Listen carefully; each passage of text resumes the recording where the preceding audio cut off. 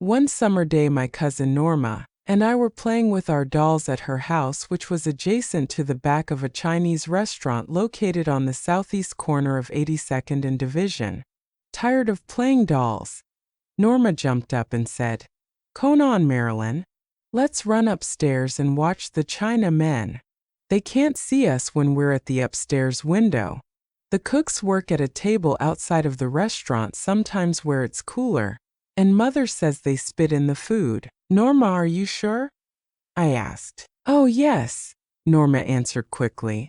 "When they give Mother big bowls of chow mein for our dinner, she throws it out." We scurried up the steps to the bedrooms like two chipmunks racing up a tree. Kneeling by the bedroom window with foreheads pressed against the pane, we stared downward. Our eyes were focused on a little Chinese cook in a large white apron vigorously stirring something in a large bowl on the table just outside of the back door to the restaurant. With wonderment, we watched the cook's cheeks puff out and his lips pucker as if shooting water into the bowl.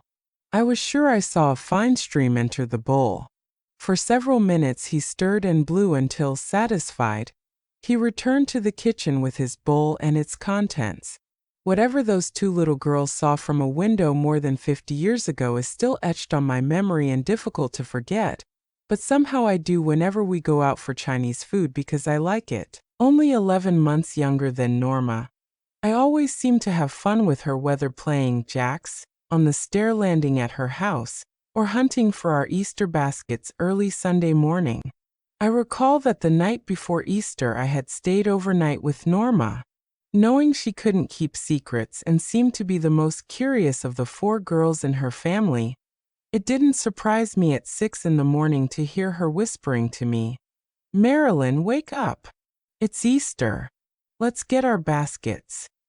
Too old to believe in the Easter bunny, I realized my aunt had prepared them and probably expected to watch us search for them.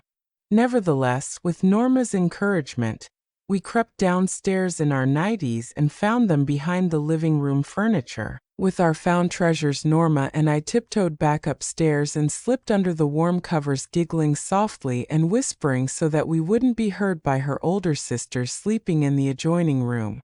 After eating a few of the smaller eggs which we thought wouldn't be noticed, and nibbling bits of decorative leaves and flowers from the large chocolate egg, we stealthily sneaked past my sleeping cousins. Downstairs in the living room, we placed the baskets where we had found them and hurried back to bed. With the family watching later that morning, we rediscovered our baskets and legally enjoyed eating the candy. The two of us liked to watch Aunt Sadie bake bread, cookies, and cake, especially cake because she left a little icing in the bowl for us. Norma and I took turns scraping the bowl with teaspoons while keeping a sharp eye on each other. "You took more. That's not fair." "I did not." "Yes, you did, so I get to take a bigger spoonful this time."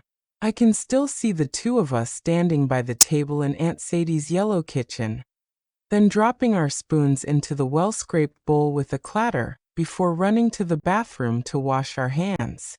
My aunt's bathroom and bedroom were often light yellow too, her favorite color. Uncle George built their houses, and Aunt Sadie painted the interiors with her expertise after years of experience, including a duplex, triplex, and later helping her grown daughters paint theirs. The bathroom where Norma and I stood at the bowl together washing our hands smelled of fragrant Sweetheart, soap which they used for years. Through the years, whenever I smelled it or used it, I was reminded of the Erickson family and pleasant memories. When Norma and I were in our 50s, she shared some childhood memories with me, revealing her shyness. "I was terribly embarrassed in school about raising my hand to go to the restroom," she said. "I would rather have died, and one time I felt I would." As Norma raised her hand, she said, the teacher asked what she wanted. Too timid to tell the truth, Norma answered, I feel sick." "Well," said her teacher, "come along with me to the sick room where you can lie on a cot." Norma hadn't expected that response, and after lying there for several uncomfortable minutes, she began to truly feel sick. The Binns Med School janitor passing by in the hall heard her crying and asked her what was wrong. Need to go to the bathroom, Norma sobbed. Well, why don't you just go, he said. With permission finally granted by the janitor, Norma ran down the hall at full speed to the girls' restroom. As we shared our embarrassing moments of childhood that day, Norma told me of the time her mother sent her to the store for toilet paper. She said, "Too embarrassed to ask for toilet paper, I said I wanted tissue paper. However, when the storekeeper handed me gift-wrapped tissue paper, I was forced to say the dreaded words, toilet paper. It was a modest era to be a child, an age of innocence. No television commercials boldly and tactlessly described every bodily function, and teachers were respected in the 1930s, a far better time to be growing up. I liked playing at Norma's house more than at mine because I had no brother or sister, nor even a pet to keep life interesting. Norma had 3 older sisters and an Airedale dog, Mitzi. I'd always wished for a sister or a brother, but that decision wasn't mine to make. I'd always wanted a dog too, but my parents didn't want the bother. Not taking no as a final answer, Norma and I spent hours together walking the sidewalks of our neighborhoods hunting for a stray dog, preferably a friendly dog like Mitzi, but any dog would do. We encouraged one another with positive prophecies concerning my mother's reaction upon seeing our dog, such as, "She will think it's so cute, she won't be able to refuse." Holding one of Mitzi's dog biscuits out to some shaggy mutt, I'd call out, "Here, doggy. Come here." Invariably, doggy reacted to our coaxing by running in the opposite direction. I'm sure dogs instinctively know when kids are up to something. The only pet we found who didn't run fast enough was a cat.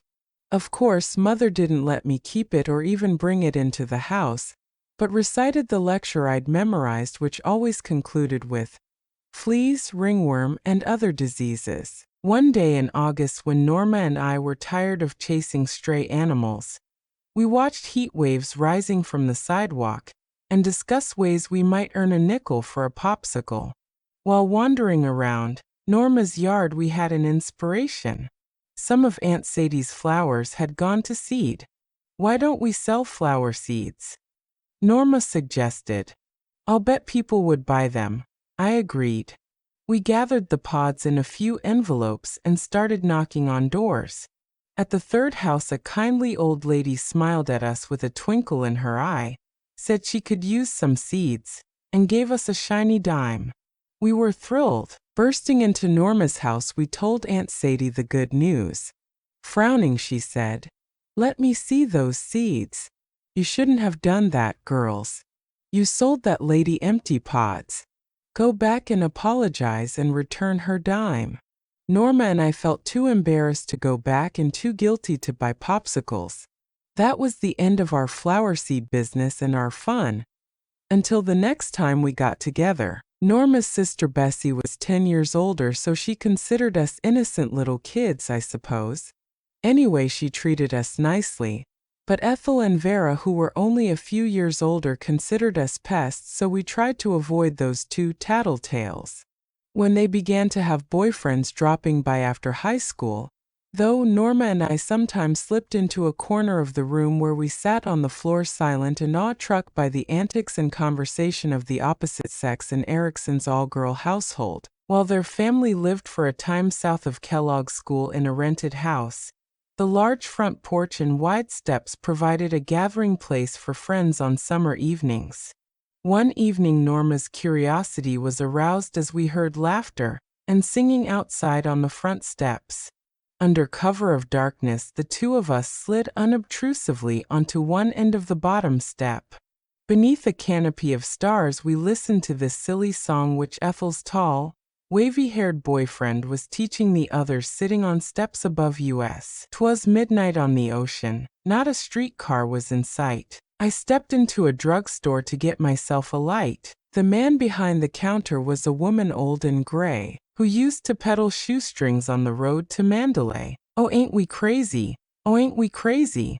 I could sing this song all night today. etc. Another version recalled by my writing teacher follows. 'Twas a winter's day in summer. The snow was raining fast. The barefoot boy with shoes on stood singing in the grass. 'Twas midnight on the ocean. Not a streetcar was in sight. The sun was shining brightly. It rained all day that night. Although I didn't have a sister, Norma was a good substitute. We are now grandmothers and yet we feel close. After 48 years we are simply too old to behave like this, but recalling our amusing childhood escapades, Norma and I can lapse into that uncontrolled giggling we succumb to as 10-year-olds.